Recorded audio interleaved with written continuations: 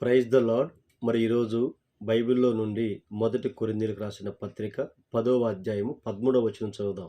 సాధారణముగా మనుషులకు కలుగు శోధన తప్ప మరి ఏదియూ మీకు సంభవింపలేదు అని దేవుని వాక్యము రాయబడి ఉంది. మనము కొన్ని కష్టాలు గుండా, కొన్ని శ్రమల గుండా, కొన్ని పరిస్థితుల గుండా మనం వెళ్తూ ఉన్నప్పుడు మనకి ఏదో సంభవించినది అని ఆశ్చర్యపోవాల్సిన అవసరత లేదు.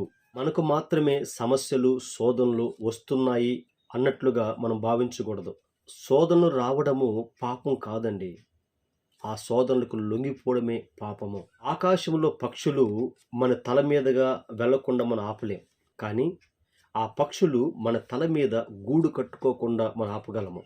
శోధన అనేది నీకు మాత్రమే కాదు, నీ కుటుంబానికి మాత్రమే కాదు, అందరికీ శోధన, ఇబ్బందులు వస్తాయని ముందు నువ్వు గ్రహించాలి. వాక్యం ఏం రాయబడింది?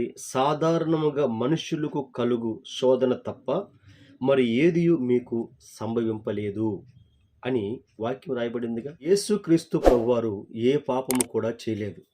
మరి ఆయన శోధించబడలేదా? అవమానపరచబడలేదా? ఎన్నో ఇబ్బందులు పడలేదా? నిందించబడలేదా? శోధన అనేది అందరికీ వస్తుంది. మరి నీ సంగతి ఏంటి?